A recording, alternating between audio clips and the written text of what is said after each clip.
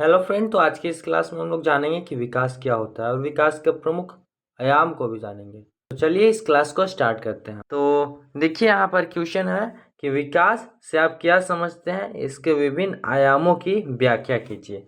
तो विकास का अर्थ विभिन्न व्यक्तियों और देशों के लिए अलग अलग हो सकता है। क्या विकास का अर्थ जो है से विभिन्न व्यक्तियों और देशों के लिए, विभिन्न पर्सन और कंट्री के लिए अलग अलग हो सकता है। जैसे भारत के लिए कुछ और विकास है और अमेरिका के लिए कुछ और विकास है। जैसे मान लीजिए कि एक ठो लड़का ए है और एक ठो लड़का बी है, ठीक है। तो ए के लिए कुछ विकास है, बी के लिए कुछ विकास है। जैसे कि ए है से आर्थिक रूप से कमजोर है, ठीक है। ए जो है से आर्थिक रूप से कमजोर है, पढ़ने में थोड़ा ठीक है, जो कि हो नहीं सकता है। और बी जो है से एजुकेशनली, जो पढ़ाई के रूप से थोड़ा कमजोर है, आर्थिक इसका ठीक है। तो इसके लिए इसका जब एजुकेशन सुधरेगा तब इसका विकास माना जाएगा, और इसका जब आर्थिक सिस्टम जो अर्थव्यवस्था जो इसका है, आर्थिक स्थिति जो है दयनीय है, वह अगर सुधरेगा तो इसके लिए वह विकास हो जाएगा। समझ गया। तो विकास जो होता है से अलग अलग व्यक्तियों या देशों के लिए अलग अलग हो सकता है, ठीक है। यही लिखा हुआ है कि विकास का अर्थ विभिन्न व्यक्तियों और देशों के लिए अलग अलग हो सकता है।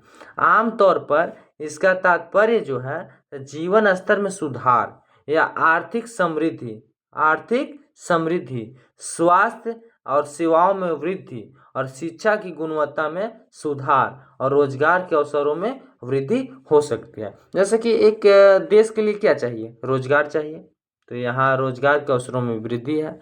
शिक्षा की गुणवत्ता में सुधार आ जाए तो एकाएक जो देश है से डेवलप हो जाएगा, विकास उसका होगा ही होगा। स्वास्थ्य और सेवा में समृद्धि होगा, आर्थिक स्थिति में भी समृद्धि होगा, और जीवन स्तर में सुधार हो जाएगा। जैसे पहले के जो टाइम के लोग थे, आदि मानव जिनको कहा जाता है, वे लोग के पास अच्छा से खाने के लिए भी ज़्यादा कुछ नहीं था। जैसे मांस का भक्षण किए करते थे, या फिर मीठा घास वगैरह ये सब खा लिए तो खा लिए। पर आज के टाइम में क्या क्या बहुत कुछ खाने के लिए हमारे पास खाद्य पदार्थ है कि नहीं। तो उसी प्रकार विकास जो है से विभिन्न व्यक्तियों या देशों के लिए अलग अलग हो सकता है। यह बहुत ही टफ वर्ड है, इसको समझिएगा, ठीक है। फिर आगे हम चलते हैं, विकास के प्रमुख आयाम कौन कौन से हैं। विकास के प्रमुख आयाम, तो इसको थोड़ा समझ लीजिएगा। पहला जो है से आर्थिक विकास है। आर्थिक विकास का मतलब होता है कि प्रति व्यक्ति आय में वृद्धि और औद्योगिकरण और उत्पादन में बढ़ोतरी। समझ गए। आर्थिक विकास माने प्रति व्यक्ति आय में वृद्धि हो जाएगा, और औद्योगिकरण जो है और उत्पादन में बढ़ोतरी हो जाएगा, तो आर्थिक विकास एकाएक हो जाएगा। समझ गए। फिर है सामाजिक विकास, सोशल सामाजिक विकास। तो सामाजिक विकास कब होगा, जब शिक्षा का गुणवत्ता बढ़ेगा, शिक्षा अच्छा रूप से हो जाएगा, स्वास्थ्य सेवा बढ़ेगा, ठीक है, स्वच्छता भी बढ़ेगा, और लैंगिक समानता यानी लड़का लड़की में समानता, समझ गए, भेदभाव नहीं होगा, तब जाके समाज का विकास होगा। समझ गए। फिर है राजनीतिक विकास। क्या, राजनीतिक विकास आगे है। राजनीतिक विकास आयाम में हम लोग पढ़ रहे हैं। तो आज राजनीतिक विकास कैसे हो सकता है, लोकतंत्र से। जैसा कि आप जानते हैं कि राजतंत्र में क्या होता है कि राजा का बेटा राजा बनेगा, पर लोकतंत्र में जनता के लिए जनता द्वारा चुना गया जो शासन होता है, जिसको माने जनता अपना मत देकर चुनता है। समझ गए। जिसको अपना जनता जो है मत देकर वोटिंग करके लोकतंत्र में उसको राजा बनाता है, प्राइम मिनिस्टर बनाता है। समझ गया।